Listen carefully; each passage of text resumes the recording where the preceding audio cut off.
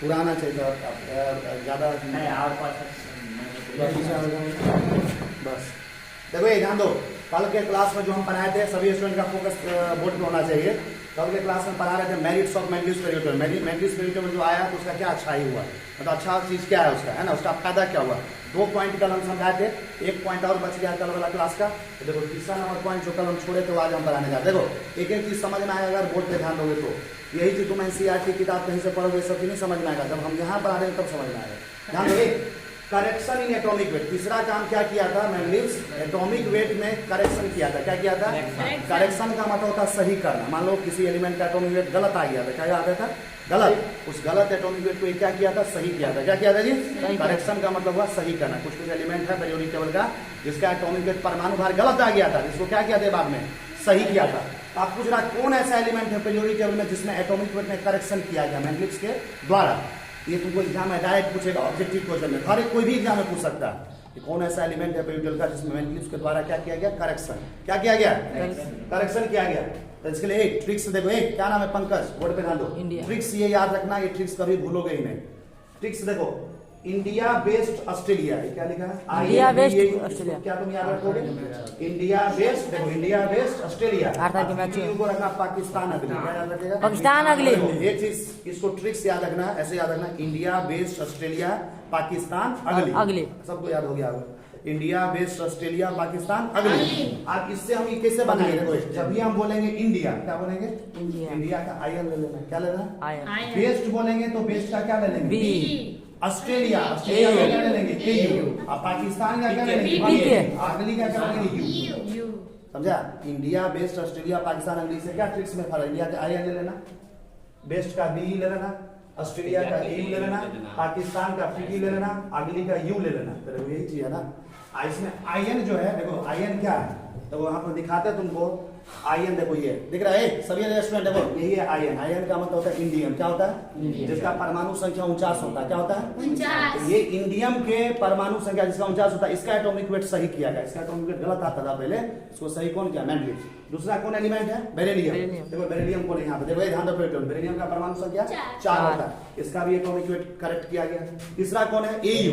AU बताओ तो कौन है, कौन सा एलिमेंट है जिसको एयू बोलते हैं, बताओ कौन सा एलिमेंट है जिसको हम एयू बोलते हैं, बोलो एयू। देखो यहाँ पे एयू को गोल्ड बोलते हैं, जिसको सोना बोलते हैं।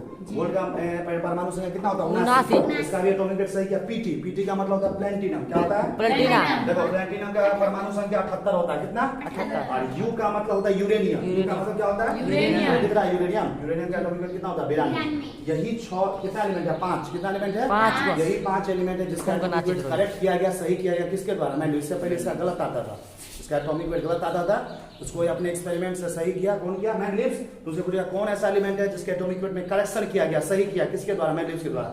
ये 5 एलिमेंट है, याद रखना पड़ेगा तुमको। 5 एलिमेंट का नाम डायरेक्ट याद रखना। तो इंडिया बेस्ट ऑस्ट्रेलिया पाकिस्तान के लिए ट्रिक्स अप्लाई कर दो, अपने आप याद हो जाएगा, परीक्षा में डायरेक्ट लिख दोगे। इंडिया का IN B best Australia Pakistan के ट्रिक्स याद रखेगा ना, तो तुम ऑप्शन में चेक कर सकते हो कौन होगा इसमें आंसर। समझ आ रहा, आगे देखो। तो यहाँ पे लिखा है करेक्शन इन एटॉमिक वेट, इस सारे 5 एलिमेंट का एटॉमिक वेट करेक्ट किया गया। तो तुमको मैंडलिव्स पेरियोडिक का मेरिट्स खत्म हो गया। अब तुमको मैंडलिव्स से कुछ गलती भी हुआ, क्या हुआ, मैंडलिव्स के पेरियोडिक टेबल में कुछ बहुत सारा गलती हो गया, उसी को हम लोग क्या बोलते हैं, डीमेरिट्स। क्या बोलते हैं, इसी का एक और नाम बताते पहले लिखा था, लिमिटेशन, याद है, इसी को बोलते हैं ड्रॉबैक्स, इसी का निगेटिव पॉइंट। बात समझ में आ रहा।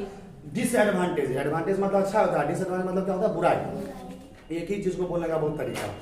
तो मैंडलिव्स के पेरियोडिक टेबल में कुछ गलती आ गया, जैसे किसी चीज में गलती आ जाता है तो उसको फिर क्या किया जाता है, हटा दिया जाता है। तो मैंडलिव्स पेरियोडिक में गलती आ गया, इसी वजह से उसका पेरियोडिक टेबल लोग हटा दिया। उसके बाद ये पेरियोडिक टेबल आया, देखो ये जो बना हुआ है, जो चिपकाया गया है कोचिंग के बोर्ड पे, ये वाला, इस पेरियोडिक टेबल को बोलते हैं मॉडर्न पेरियोडिक टेबल। क्या हुआ, मैंडलिव्स के बाद ये पेरियोडिक टेबल आया, इसमें किसी तरह का गलती नहीं, इसलिए इसको हम लोग पढ़ते हैं, असल इसलिए इसी पेरियोडिक टेबल को फॉलो करते हैं। वैसे हम बोलते हैं कि मैंडलिव्स के पेरियोडिक टेबल में 7 पीरियड्स होता है, 8 ग्रुप, लेकिन अभी जो डायरेक्ट तुमसे पूछेगा पेरियोडिक टेबल में कितना पीरियड, कितना, तो तुम क्या बोलते हो, 7 पीरियड्स 18 ग्रुप। क्या बोलते हो, क्या मैंडलिव्स वाला ग्रुप बता रहे हो, इस पेरियोडिक टेबल का तुम ग्रुप्स बताते हो। कि पीरियोडिक टेबल में 18 ग्रुप्स होते हैं। कितने ग्रुप्स होते हैं? 7 पीरियड्स होते हैं, क्योंकि मैंडलिव्स वाला में गलती आ गया। अब हम लोग देखेंगे, ये भी तुमको परीक्षा में पूछता है कि मैंडलिव्स का कहेगा right 3 demerits of Mendeleev's period. Mendeleev's period का 3 ठो डिमेरिट्स लिखो, मतलब 3 ठो कौन सा ऐसा गलती हुआ मैंडलिव्स के द्वारा। तो सबसे पहला पॉइंट है पोजीशन ऑफ हाइड्रोजन। क्या दिखा हुआ है? Position of hydrogen. देखो इसमें लिखा है hydrogen resembles both the alkali metal first and hydrogen 7A in properties, so Mendeleev's could not decide where to place it. देखो इसका मतलब क्या हुआ, हाइड्रोजन दिख रहा है यहाँ पे तुमको, हाइड्रोजन का परमाणु संख्या 1 होता है, लेकिन जब मैंडलिव्स अपना पीरियड लाया था तो उनको पता नहीं चला हाइड्रोजन का प्रॉपर्टी फर्स्ट ग्रुप के साथ मिलता है। फर्स्ट ग्रुप के साथ मिलता है कि नहीं? लिथियम, सोडियम, पोटेशियम क्यों मिलता है फर्स्ट ग्रुप के साथ? क्योंकि हाइड्रोजन का लास्ट इलेक्ट्रॉन s सब सेल में इंटर करता है। किस सब सेल में? तो ये s ब्लॉक का एलिमेंट है। आप फर्स्ट ग्रुप में भी सब क्या है? s ब्लॉक का एलिमेंट है। दूसरा पॉइंट, हाइड्रोजन को 1 इलेक्ट्रॉन चाहिए स्टेबल होने के लिए, तो इसका वैलेंसी कितना होता है? 1। तो फर्स्ट ग्रुप का तो वैलेंसी 1 ही होता है। इसके साथ मैच करता है, फर्स्ट ग्रुप के साथ इसका गुण मैच करता है, इसलिए इसको कौन से ग्रुप में रखते हैं? फर्स्ट ग्रुप में। लेकिन एक बात और तुमको पता होना चाहिए, हाइड्रोजन का फर्स्ट ग्रुप के साथ ही प्रॉपर्टी नहीं मैच करता है। एक और ग्रुप है, देखो यहाँ पे 17 नंबर दिख रहा है। इस 17 नंबर में दिख रहा जो एलिमेंट क्लोरीन, क्लोरीन, इसके साथ भी इसका गुण मैच करता है। हाइड्रोजन का प्रॉपर्टी फर्स्ट ग्रुप के साथ भी मिलता है और 17वां ग्रुप से भी मिलता है। इसमें होना है। देखो हम ये बता रहे थे तुमको कि हाइड्रोजन का बहुत इंपोर्टेंट पॉइंट होगा, हाइड्रोजन का प्रॉपर्टी किसके साथ मिलता है? फर्स्ट ग्रुप के साथ। लेकिन सिर्फ फर्स्ट ग्रुप के साथ ही नहीं मिलता, पीरियोडिक का एक और ग्रुप है, कौन सा? देखो यहाँ 17 नंबर ग्रुप, इसके साथ भी मिलता है। कैसे मिलता है? देखो 17 नंबर ग्रुप के बारे में तुमको पता होगा, ये फ्लोरीन, क्लोरीन, ब्रोमीन, इसको क्या बोलते हैं? हेलोजन। क्या बोलते हैं? हेलोजन। हेलोजन का कोई भी एलिमेंट ले लो, सब 1 इलेक्ट्रॉन बाहर से लेता है। कितना इलेक्ट्रॉन? स्टेबल होने के लिए कितना इलेक्ट्रॉन लेता है? और ये नॉन मेटल होता है। हाइड्रोजन भी तो इलेक्ट्रॉन बाहर से लेता है। इस दोनों का प्रॉपर्टी मिला कि नहीं? इसका भी वैलेंसी 1 होता है, इसका भी क्या होता है? 1 होता है। तो हाइड्रोजन जो है, सुनो, हाइड्रोजन जरूरत पड़ने पे मेटल का भी काम करता है और नॉन मेटल का भी काम करता है, धातु का भी काम करता है और धातु का भी। देखो लिथियम, सोडियम, पोटेशियम वाला जो ग्रुप है, ये धातु वाला ग्रुप है, इसके साथ भी है। और 17 नंबर ग्रुप अधातु, इसके साथ भी आ सकता है। लेकिन मैंडलिव्स अभी लाए, मैंडलिव्स जो हाइड्रोजन के पोजीशन के बारे में कुछ बताया ही नहीं था। मैंडलिव्स का जब पीरियोडिक टेबल आया ना, तो मैंडलिव्स इस हाइड्रोजन के पोजीशन के बारे में बताया ही नहीं कि हाइड्रोजन को हम फर्स्ट ग्रुप में रखेंगे कि हेलोजन के साथ 7A ग्रुप में रखेंगे। समझा? तो पहला गलती क्या हो गया? Position of hydrogen. देखो क्या लिखा, hydrogen resembles both the alkali, मतलब हाइड्रोजन रिजेम्बल मतलब उसका प्रॉपर्टी दोनों ग्रुप के साथ मिलता है। किसके साथ? अल्कली मेटल यानी फर्स्ट ग्रुप के साथ और हेलोजन मतलब 7A ग्रुप के साथ। लेकिन देखो क्या लिखा, Mendeleev's could not decide where to place it. लेकिन मैंडलिव्स ये नहीं बताया कि हाइड्रोजन को कहां रखा जाना चाहिए। इसी की वजह से उसका पीरियड क्या हुआ? पीरियड में क्या हो गया? उससे गलती हो गई। तो पहला गलती पता चला, पहला गलती पता चला पोजीशन ऑफ हाइड्रोजन। हाइड्रोजन के पोजीशन के बारे में कोई कुछ डिसाइड नहीं कर पाया मैंडलिव्स। दूसरा देखो, दूसरा मैंडलिव्स से क्या गलती हुआ? Position of isotopes. क्या लिखा हुआ? पोजीशन ऑफ आइसोटोप्स के पोजीशन के बारे में भी ये कुछ नहीं बताया कि मैंडलिव्स के पीरियड में कहां आइसोटोप को रखा जाएगा। अब तुमसे कोई पूछेगा सर ये आइसोटोप क्या होता है? हम पढ़ाए हुए हैं, जो स्टूडेंट यहाँ का पुराना स्टूडेंट है उसको हम बहुत पहले पढ़ाए हुआ आइसोटोप क्या होता है। आइसोटोप, आइसोबार, आइसोटोन, आइसोडायवर्स, आइसोइलेक्ट्रॉन, को है ऐसा जिसको याद आ रहा है? तुमको याद आ रहा है? वही पढ़ा हुआ। जब हम बेसिक केमिस्ट्री चैप्टर पढ़ा रहे थे ना, तो तुम्हारे कॉपी में लिखा होगा, देख लेना, आइसोटोप के बारे में पढ़ाए थे। आइसोटोप किसको बोलते हैं? एक बार एग्जांपल से हम समझा रहे थे। देखो हाइड्रोजन का 3 आइसोटोप होता है। कितना? 3। 1H1, 2H1, 3H1। इसको क्या बोलते हैं? प्रोटियम। क्या बोलते हैं? ध्यान दो, बोर्ड पे ध्यान दो। इसको क्या बोलते हैं? ड्यूटेरियम। इसको क्या बोलते हैं? ट्राइटियम। सब लिखा हुआ है कॉपी में। सुनो, इसको बोलते हैं प्रोटियम, ड्यूटेरियम, ट्राइटियम। देखो आइसोटोप का मतलब क्या होता है? जिसका परमाणु संख्या सेम होगा। देखो यहाँ भी एटॉमिक नंबर कितना? 1 है। यहाँ भी कितना है? यहाँ भी कितना है? लेकिन परमाणु भार सबका अलग अलग है। यहाँ पे हर परमाणु भार कितना है? 1। यहाँ पे कितना है? 2। यहाँ पे कितना है? 3। तो आइसोटोप होता है atoms of same element having different atomic mass but same atomic number. मतलब एटॉमिक नंबर सेम होगा लेकिन मास नंबर क्या होगा? अलग अलग होगा। तो देखो यहाँ पे क्या लिखा है? As atomic weight of isotope differs, मतलब आइसोटोप का एटॉमिक वेट क्या होता है? डिफर होता है। डिफर मतलब अलग अलग होता है। देखो इसका 1 है, इसका 2 है, इसका 3 है ना। आगे देखो क्या किया, they should have place in different position में दिस पीरियड टेबल। और आइसोटोप को क्या किया गया? देखो आइसोटोप का जब भी एटॉमिक वेट अलग अलग होता है तो उसको पीरियोडिक टेबल में क्या रहना चाहिए? अलग अलग पोजीशन पे आना चाहिए। देखो क्या लिखा, but there were no such places for isotopes in Mendeleev's period. लेकिन ऐसा कोई जगह ही नहीं है मैंडलिव्स पीरियड में आइसोटोप के लिए। जैसा हाइड्रोजन का अगर मान लो 3 ठो आइसोटोप है तो 3 ठो प्लेस होना चाहिए ना। प्रोटियम को अलग रखेंगे, ड्यूटेरियम को अलग रखेंगे, टाइटेनियम को अलग रखेंगे। ऐसे हाइड्रोजन का ही नहीं होता, और भी एलिमेंट का आइसोटोप्स होता है। तो मैंडलिव्स आइसोटोप के पोजीशन के बारे में बताया ही नहीं, कुछ जानकारी नहीं दिया कि कहाँ पे हम रखेंगे। इसके वजह से इसका फ्लॉप हो गया। तीसरा गलती देखो, तीसरा लिखा है एनोमलस पेयर ऑफ एलिमेंट्स। क्या लिखा हुआ है? Anomalous pair of elements. ये एनोमलस पेयर क्या होता है, इसको भी पढ़ते हैं। देखो, there were some pair of elements which do not follow increasing order of atomic weight. देखो, मैंडलिव्स पेरियोडिक जब हम शुरू किए थे उसी समय तुमको बता दिए थे कि मैंडलिव्स के पेरियोडिक में जो भी एलिमेंट्स को अरेंज किया जाता है ना, परमाणु भार के बढ़ते हुए मान पे अरेंज किया जाता है। जैसे मान लो कोई एलिमेंट का शुरू में एटॉमिक वेट कितना है, परमाणु भार 1 कितना है, उसके बाद जो आता है उसका कितना होगा 2, उसके बाद कितना होगा 3, मतलब बढ़ते ही जाएगा। तुमको बता देना मैंडलिव्स पेरियोडिक लॉ 2 क्लास पहले पढ़ाया था, उसमें देख लेना। The periodic function of elements are the properties of elements are periodic function of their atomic weight। तो एटॉमिक वेट के बढ़ते हुए मान पे एलिमेंट्स को अरेंज किया जाता है किसमें? मैंडलिव्स पेरियोडिक टेबल में। यानी मैंडलिव्स पेरियोडिक किस पे आधारित है? एटॉमिक वेट पे। किस पे? एलिमेंट्स को हम कैसे अरेंज करते हैं? पहले कम एटॉमिक वेट वाला को लिखते हैं, फिर उसके बाद वाला, फिर उसके बाद वाला, ऐसे होता है ना। लेकिन क्या हुआ, मैंडलिव्स के पेरियोडिक टेबल में ये बात गलत साबित हो गया। मतलब खुद बोला था कि एलिमेंट को एटॉमिक वेट के बढ़ते हुए मान पे अरेंज करेंगे, लेकिन कुछ ऐसा पेयर मिला एलिमेंट्स का जिसमें क्या हुआ था कि पहले ज्यादा एटॉमिक वेट पहले आ जाता था, कम वाला बाद में आता था। क्या होता था? सुनो, ये क्या होना क्या चाहिए, कम वाला पहले, ज्यादा बाद वाला ज्यादा। लेकिन इसमें क्या हो गया, कुछ ऐसा एलिमेंट निकला तो उसका ज्यादा एटॉमिक वेट पहले आ गया, कम वाला बाद। वैसे ही को कहा जाता है एनोमलस पेयर। क्या कहा जाता है? अभी हम लोग दिखाने जा रहे हैं, अभी हम लोग पेरियोडिक के दिखाएंगे कौन ऐसा एलिमेंट है जिसमें ज्यादा एटॉमिक वेट को पहले लिख दिया जाता है, कम वाला को इसी वजह से फ्लॉप हो गया। जैसे देखो, एनोमलस पेयर में सबसे पहला देखो, इसको तुमको ट्रिक्स के साथ याद रखना पड़ेगा। सबसे पहला लिखा है कोबाल्ट और निकेल। क्या लिखा हुआ? कोबाल्ट। सीओ को बोलते हैं कोबाल्ट और निकेल को क्या बोलते हैं? एनाइन। कोबाल्ट का एटॉमिक वेट कितना होता है? 27। निकेल का क्या होता है? 28। पेरियोडिक टेबल देखो, यहाँ देखो सीओ लिखा हुआ है, देखो यहाँ पे यही है कोबाल्ट। क्या है? कोबाल्ट। देखो उसके जस्ट बाद आता है निकेल, है ना। कहने का मतलब कोबाल्ट के बाद निकेल आता है, तो इसका मतलब क्या होना चाहिए? मैंडलिव्स के अनुसार इसका एटॉमिक वेट कम होना चाहिए, इसका क्या होना चाहिए? ज्यादा। लेकिन ऐसा होता नहीं है।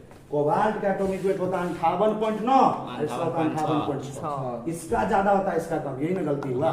तो ये ऐसा पेयर बहुत सारा है, इसी को कहते हैं एनोमलस पेयर। अब तुमको परीक्षा में क्या है, इसमें से डायरेक्ट ऑप्शन देगा, 2 एलिमेंट का पेयर दे देगा, तुमको कहेगा इसमें से एनोमलस पेयर बताओ कौन है। बात समझ में ऐसे पूछेगा क्वेश्चन। तो इस कोबाल्ट निकेल को याद रखना, तो इसके लिए ट्रिक्स याद रखो। कोई नहीं, क्या याद रखेगा? कोई नहीं। CONI, CONI को क्या बोलते? कोई नहीं से कैसे याद रखो? CONI। क्या याद रखेगा? पहला एनोमलस पेयर का ट्रिक्स क्या है? कोई नहीं। को के लिए CO और नहीं के लिए NI। बात समझ में आ रहा? तो तुमको कभी भूलोगे नहीं। दूसरा है TEI। क्या लिखा हुआ? TE का मतलब होता है टेलुरियम, I का मतलब क्या होता है? आयोडीन। देखो इसको हम तुमको दिखाते हैं, इसका एटॉमिक वेट होता कितना। देखो ये टेलुरियम, देखो टेलुरियम का एटॉमिक वेट देखो यहाँ पे लिखा हुआ है, देखो यहाँ पे गौर से, यही पे एटॉमिक वेट लिखा है 127.6 होता है। कितना होता है? 127। आयोडीन का देखो लिखा है 126.9। क्या लिखा हुआ है? बताओ, टेलुरियम का एटॉमिक वेट ज्यादा है ना, आयोडीन का कम है। तो देखो उल्टा हो गया, यहाँ पे ज्यादा वाला पहले आ गया, कम वाला ये भी गलत हो गया। इसी पेयर का फॉलो नहीं करते, इसी को कहते हैं एनोमलस पेयर। मैंडलिव्स क्या बोला? कम पहले होना चाहिए, ज्यादा होना चाहिए बाद में। इसमें क्या हुआ? ज्यादा पहले आएगा, कम बाद में। दूसरा एनोमलस पेयर है TEI का मतलब होता है टेलुरियम आयोडीन। और टेलुरियम आयोडीन का याद रखने का ट्रिक्स है तेरी इच्छा। क्या याद रखेगा? TE को याद रखना तेरी, I को इच्छा, तो तेरी इच्छा के लिए क्या याद रखेगा? TEI। पहला ट्रिक्स हो गया कोई नहीं, पहला ट्रिक्स क्या हो गया? कोई नहीं। Cobalt nickel. दूसरा ट्रिक्स हुआ तेरी इच्छा, मतलब TEI टेलुरियम आयोडीन। और तीसरा ट्रिक्स है ARK। तीसरा पेयर कौन है? AR का मतलब है आर्गन, ये काम करता है। अब देखो तुम ये एल्यूमिनस पेयर इसको क्यों बोलते हैं, इसका भी कारण बता रहे। ARK होता कहां? देखो इधर ARK, आर्गन और पोटासियम। देखो आर्गन और पोटासियम, देखो आर्गन यहाँ पे है, देखो आर्गन यहाँ पे है, और देखो उसके 18 एटॉमिक नंबर है, अब 19 नंबर देखो पोटासियम यहाँ है। अच्छा देखो 18 का इसका आर्गन का एटॉमिक वेट कितना दिया? 39.9। कितना दिया हुआ? 39.9। पोटासियम का देखो 39 दिया हुआ। क्या दिया हुआ? आर्गन का 39.9 है, पोटासियम का 39 है, तो ज्यादा देखो आर्गन का एटॉमिक वेट ज्यादा है, पोटासियम का क्या है? कम है। तो ज्यादा वाला पहले आ गया, कम वाला तो यही, इसी को कहेंगे एनोमलस पेयर। क्या कहेंगे? और इसको याद रखना ARK को, तो आमिर खान, सलमान खान, आमिर खान, शाहरुख खान, बहुत खान है ना। तो बहुते खान है, 3 ठो खान है, 3 खान बॉलीवुड में, सलमान खान, शाहरुख खान, आमिर खान। ARK के लिए ट्रिक्स याद रखना है आमिर खान। क्या रखेगा? तो कभी नहीं भूलोगे। अभी 3 ठो तुमको याद करा, देखो मजाक नहीं है, देखो तुमको कैसे याद है। देखो पहला एनोमलस पेयर है कोई नहीं। क्या रखेगा? कोई नहीं में दिमाग में बैठा लेना, CONI। कोई नहीं मतलब CONI को बोलना है कोई नहीं। CO का मतलब कोबाल्ट, NI का मतलब निकेल, मतलब ये। दूसरा ट्रिक्स है तेरी इच्छा। क्या याद रखेगा? तेरी इच्छा ट्रिक्स हमें याद है TEI मतलब टेलुरियम आर्गन। तीसरा ट्रिक्स याद है कि आमिर खान ARK, आमिर खान में ARK मतलब आर्गन और पोटासियम। और चौथा है THPA, TS को बोलते हैं थोरियम, नहीं TS को बोलते हैं थोरियम, इसका परमाणु संख्या 90 होता है। प्रोटेक्टिनियम 91। इसको क्यों बोलते हैं नम्बलर स्फीयर, इसका कारण देखो देखो TS दिख रहा है यहाँ पे, PA देखो यहाँ पे देखो बोर्ड पे TS का 90 है, प्रोटेक्टिनियम का क्या है 91। अरे वो TS का देखो यहाँ पे एटॉमिक वेट लिखा रहा था, देखो कितना लिखा 232.03, यहाँ पे देखो 231, 232 है 231 सिंपल है। इसका एटॉमिक वेट होता है 232 और इसका कितना है 231। तो ज्यादा वाला पहले आ गया, कम वाला बाद में, ये भी हो गया नम्बलर स्फीयर। मतलब मैग्नीट्यूड कह रहा था कम वाला पहले आना चाहिए, IC का गलत साबित हो गया, इस वजह से पेट्रोल को सब हटा दिया। तो THPA को क्या याद रखेगा, थप्पड़ पड़ेगा, क्या रखेगा THPA को याद रखेगा, क्या बोला थप्पड़ पड़ेगा, तुमको हम समझा रहे, तुम इधर देखो ना, THPA को बोलेंगे थप्पड़ पड़ेगा, क्या याद रखेगा थप्पड़ पड़ेगा। जैसे याद रखो थप्पड़ पड़ेगा तो थप्पड़ का TH पड़ेगा मतलब PA, TS का मतलब थोरियम, PA का प्रोटेन, दोनों का मतलब 90 और एटॉम। और कहां पेरियोडिक टेबल में एक एलिमेंट को दिखा रहे हैं, तो तुमको बाद में पेरियोडिक में देखोगे, तुम खुद खोज लोगे, समझ में आ रहा। देखो तो 4 गो ट्रिक्स बताए तुमको एनोमलस स्फीयर का, एग्जाम में कभी भी पूछ सकता है, कहीं से भी क्वेश्चन। पहला ट्रिक्स बताया तुमको कोई नहीं, क्या बताया कोबाल्ट निकेल। दूसरा पर ट्रिक्स क्या बताया TEI तेरी इच्छा मतलब टेलोरियम आयोडीन। तीसरा बताए थे आमिर खान ARK, और चौथा बताए थे थप्पड़ पड़ेगा यानी THP। कितना आसान ट्रिक्स है, इसको कोई भूल ही नहीं सकता, समझ में आ रहा। तो ये है तुमको दाना भी क्यों हम कहते नहीं पहले बसना सुन ले प्रोग्राम से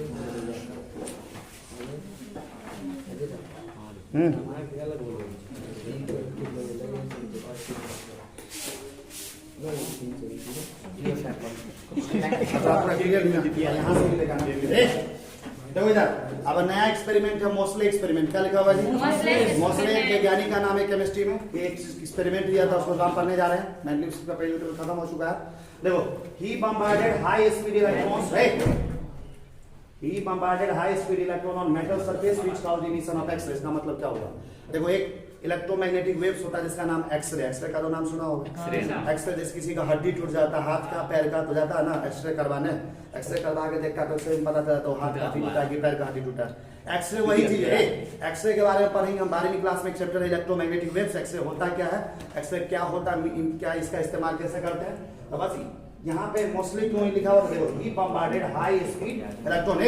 मेटल जानते हो, मेटल पीरियोडिक टेबल का 90 एलिमेंट क्या होता है, metal, sodium metal, potassium metal, है ना। कोई भी मेटल एक ले लिया है, मेटल का सरफेस समझना, मेटल का जो सतह होता है वहां पे किसको बम्बार्ड किया गया। बम्बार्ड मतलब क्या होता है समझना है, बम्बार्ड मतलब होता है उस पर फेंकना। बम्बार्ड मतलब क्या होता है फेंकना। हाई स्पीड इलेक्ट्रॉन मतलब एक बहुत ज्यादा स्पीड से इलेक्ट्रॉन आ रहा है, उसको कहाँ पे डाला हो, मेटल सरफेस पे। कहाँ डाला, which cause emission of X-ray. और उसके बाद क्या पता चला, जैसे इलेक्ट्रॉन को मेटल सरफेस पे डाला जाता है वहां से एक चीज निकलता है। क्या निकलता है, एक चीज। क्या निकलता है, एक्सरे निकलता है। क्या निकलता है, एक्सरे निकलता है। क्या निकलता है, जैसे ही मेटल सरफेस पे इलेक्ट्रॉन को डाला मोस्टली, है ना, तो वहां से क्या निकला, एक्सरे। क्या निकला, एक्सरे। देखो एक्सरे के बारे में कुछ पॉइंट लिखा है, वैसे तुम जानते हो। X-ray is a type of radiation called electromagnetic waves. Physics के अंदर ये पढ़ोगे आगे 12वीं क्लास में कि एक्सरे किसका टाइप होता है, इलेक्ट्रोमैग्नेटिक वेव्स का, EM वेव्स का। और देखो X-ray imaging creates a picture of inside your body. तुम्हारे शरीर के अंदर का शरीर के अंदर का भी पिक्चर एक्सरे ले सकता है कि देखो एक्सरे करवाना रहता है तो हाथ डाल देते हैं, ऊपर से डालता है, पूरा का पूरा एक्सरे से आ जाता है। किसी का हाथ टूटा रहता है, हाथ में है ना, पैर टूटा, कौन सा हड्डी टूटा वो सब दिख जाता है एक्सरे में। वही लिखा हुआ, समझ में आ रहा। देखो तो पहला पॉइंट क्या पाया, मोस्टली के एक्सपेरिमेंट क्या मिला, इलेक्ट्रॉन को फेंका मेटल सरफेस, तो वहां से क्या निकला, एक्सरे। क्या निकला, देखो दूसरा पॉइंट क्या लिखा, he plotted a graph between frequency of X-ray and atomic number of element. और जो एक्सरे निकला ना एक्सरे का फ्रीक्वेंसी भी होगा, फ्रीक्वेंसी समझता है, तरंग। एक्सरे का फ्रीक्वेंसी होता है, एक्सरे का जो फ्रीक्वेंसी क्या होता है इसको हम पढ़ेंगे और आगे। एक्सरे का जो फ्रीक्वेंसी आया और एलिमेंट का जो एटॉमिक नंबर होता है, परमाणु संख्या, दोनों के बीच में ग्राफ खींचा। क्या खींचा, ग्राफ। मोस्टली क्या किया, देखो जैसे देखो ये ग्राफ दिख रहा है, हां सर, देखो यहाँ पे लिखा गया y एक्सिस पे कौन किसको लिया गया, फ्रीक्वेंसी को लिया गया, और x एक्सिस पे किसको लिया गया, एटॉमिक नंबर। एटॉमिक नंबर और फ्रीक्वेंसी के बीच में ग्राफ खींचा कौन, मोस्टली। और ये ग्राफ कैसा मिला, सीधा सीधा जा रहा है, स्ट्रेट लाइन। कैसा ग्राफ? सीधा सीधा जा रहा है। ग्राफ को देखो, जो ग्राफ ऐसे से ओरिजिन से सीधा पास करता है, ऐसे ग्राफ को क्या कहा जाता है? Straight line graph. तुमसे डायरेक्ट पूछेगा परीक्षा में, मोसले के एक्सपेरिमेंट में फ्रीक्वेंसी के बीच और एटॉमिक नंबर के बीच जो ग्राफ आता है कैसा आता है? सर्कुलर आता है, अंडा के जैसा होता है, कि इलिप्स के जैसा होता है, कि सीधा होता है, कि स्ट्रेट लाइन? क्या होता है? Straight line. क्या होता है? आंसर क्या बोलोगे? देखो क्या लिखा है? He plotted a graph between frequency of X and atomic number of element. Moseley क्या किया? एक्स-रे के फ्रीक्वेंसी के बीच और एलिमेंट के एटॉमिक नंबर के बीच ग्राफ खींचा और दोनों के बीच में एक इक्वेशन आया है। फ्रीक्वेंसी एक्स-रे का जो फ्रीक्वेंसी होता है ना और एटॉमिक नंबर एलिमेंट का, उसके बीच में एक इक्वेशन आया। मैथ में इक्वेशन पढ़ता है ना, समीकरण। तो देखो यहाँ पे एक इक्वेशन है। देखो इसको क्या इक्वेशन मिला? फ्रीक्वेंसी जो होता है ना, देखो फ्रीक्वेंसी को फिजिक्स या केमिस्ट्री में इसे रिप्रेजेंट किया जाता है। इसको बोला जाता है न्यू। क्या बोला जाता है? ऐसे घुमा के, ऐसे घुमा दोगे इसको न्यू पढ़ा जाता है।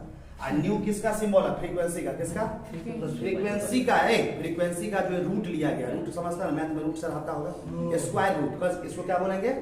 Square root of frequency. Frequency का जो स्क्वायर रूट है वो डायरेक्टली प्रोपोर्शनल होता है किसके? जेड के। किसके? एटॉमिक नंबर के। जेड क्या है? Atomic number. जेड क्या है? ये जो सिंबल होता है ना, इसे घुमा के जो लिखा हुआ है इसको बोलते हैं डायरेक्टली प्रोपोर्शनल। क्या बोलते हैं? कहने का मतलब देखो, एटॉमिक नंबर अगर बढ़ाएंगे फ्रीक्वेंसी भी क्या बढ़ेगा? एटॉमिक नंबर घटाएंगे तो फ्रीक्वेंसी भी बढ़ेगा। इसको कहते हैं सीधा सीधा रिलेशन है। समझ में आ रहा? अब देखो ये जो साइन है ना, डायरेक्टली प्रोपोर्शनल का, इसको बाद में हटाया, वहां पर हटाने के बाद एक कांस्टेंट आता है। क्या आता है? तो देखो इक्वेशन यही वाला कैसे बन जाता है? यही इक्वेशन, इसको हटा दिए तो ये इक्वेशन कैसा बन जाता है? Under root nu equal to A into Z minus B. देखो इधर हटा दो, under root nu equal to A into Z minus B. तुमको इक्वेशन याद रखना पड़ेगा। ये अंडर रूट न्यू क्या है? Square root of frequency. Under root nu क्या है जी? Square root of frequency. Z क्या है? Atomic number. जेड क्या है जी? जेड क्या है? देखो यहाँ पे क्या न्यू क्या है? ध्यान दो, न्यू है एक्स-रे का फ्रीक्वेंसी, जेड क्या है? एटॉमिक नंबर, और ए और बी। देखो यहाँ पे दो चीज है, एक ए है और बी। ए और बी क्या है? ए और बी ये positive constant for one type of X-ray for all element. A और बी एक कांस्टेंट है। क्या है? अगर इस इक्वेशन पे तुमको सवाल पूछेगा ना तो ए और बी का मान दिया रहेगा। ए का मान 4 ले लो, बी का मान 5 ले लो, कुछ भी। ये कांस्टेंट है। कांस्टेंट वैल्यू मतलब इसका मान फिक्स होता है जो तुमको परीक्षा में दिया रहेगा। समझ आ रहा? देखो लिखा ए और b are positive constant for X-ray के लिए दो कांस्टेंट होता है, एक का नाम है ए, एक का नाम है बी। आगे देखो ये जो इक्वेशन आया ना, ये जो इक्वेशन आया, ध्यान दो सभी स्टूडेंट, ये जो इक्वेशन आया under root nu equal to A into Z minus b, इस इक्वेशन को क्या बोला जाता है पता है? इस रिलेशन को क्या बोला जाता है? Moseley law. क्या बोला जाता है?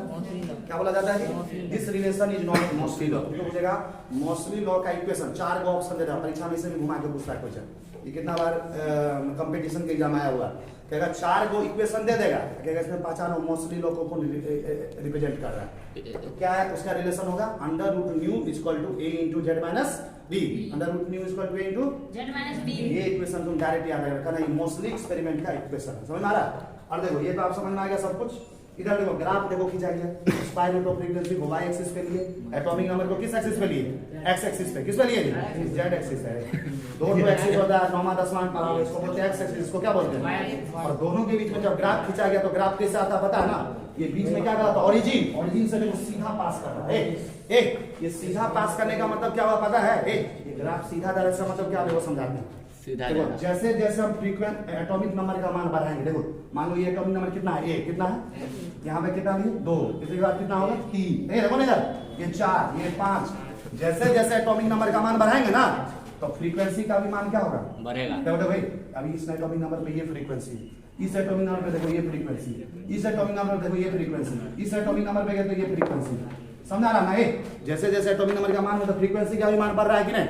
ये ग्राफ बता रहा है, स्ट्रेट लाइन का बता रहा है कि जैसे जैसे एटॉमिक नंबर बढ़ा रहे तो फ्रीक्वेंसी का मान क्या होता है? बढ़ते ही जाता है। इस ग्राफ से भी तुमको पता चलेगा ये रिलेशन सही है। देखो ये ग्राफ बता रहा है ये रिलेशन सही है। अंडर रूट न्यू क्या है? जेड के डायरेक्टली प्रोपोर्शनल है, मतलब जेड का मान बढ़ाएंगे तो फ्रीक्वेंसी भी बढ़ेगा और जेड का मान घटाएंगे तो फ्रीक्वेंसी घटेगा। तो ये इक्वेशन पूरा ये ग्राफ बता रहा है ना। देखो यहाँ पे मान लो 4, यहाँ पे ले लो फ्रीक्वेंसी का मान 2, यहाँ पे कितना होगा? 4, यहाँ पे कितना लेगा? 6, यहाँ पे कितना होगा? 8। तो देखो जैसे जैसे परमाणु संख्या बढ़ा रहे, इस परमाणु संख्या पे फ्रीक्वेंसी ये हुआ ना, इस परमाणु संख्या पे कौन फ्रीक्वेंसी हुआ? ये देखो इस परमाणु संख्या पे क्या हुआ? देखो बढ़ रहा है कि नहीं? एटॉमिक नंबर बढ़ा रहा है तो फ्रीक्वेंसी का भी मान बढ़ रहा है ना। ये कैसे पता चला? स्ट्रेट लाइन ग्राफ से। कैसे पता चला? स्ट्रेट लाइन ग्राफ जो है बताता है फ्रीक्वेंसी जो है। समझ में आ रहा? तो देखो यहाँ पे क्या लिखा हुआ है, द ग्राफ बिटवीन इधर ध्यान दो, the graph between frequency of X-ray and atomic number is straight line. X-ray का फ्रीक्वेंसी और एटॉमिक नंबर परमाणु संख्या के बीच का ग्राफ कैसा आता है, स्ट्रेट लाइन। कैसा आता है, स्ट्रेट लाइन। मतलब सीधा सीधा पास कर रहा है, समझा, डायरेक्ट पूछेगा परीक्षा में।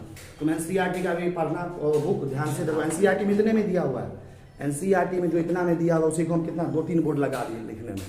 एनसीईआरटी जो जिसको हल्के में तुम बुक लेता है बहुत इंपॉर्टेंट चीज लिखा होता है। एनसीईआरटी का एक लाइन मेरे कॉपी का एक दूसरे बुक का एक पेज हो जाता है, कितना, एनसीईआरटी का एक लाइन दूसरे बुक का कितना पेज होता है जी, एक पेज। तो एनसीईआरटी को हल्के में मत लो, तुम सोचिए ये तो बुक है तो कहीं पेज लगे, उसी से क्वेश्चन सब आता है। 75% क्वेश्चन किसी भी परीक्षा में एनसीईआरटी बुक से ही आता है, फिजिक्स का हो, केमिस्ट्री का हो, बायोलॉजी का हो, मैथ का हो। 75% कहाँ से आता है, बुक पूरा का पूरा एनसीईआरटी बुक से। और 25% 25% क्वेश्चन जो नोट्स में लिखवा रहा है, जो नोट्स बनवा रहा है ना, इससे आता है। तो दोनों मिला दोगे तो 100% क्वेश्चन हो गया, तब तुमको कोई क्वेश्चन छूटेगा ही नहीं।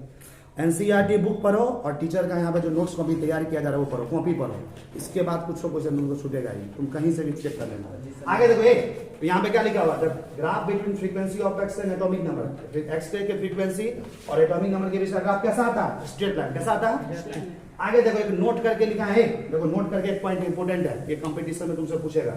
देखो जब तक मेंडेलिव्स का पीरियोडिक टेबल था, क्या इनर्ट गैस का खोज हुआ था, इनर्ट गैस का खोज हुआ था, इनर्ट गैस जिसको अभी हम बोल रहे हैं 18 ग्रुप में, इसका खोज नहीं हुआ था।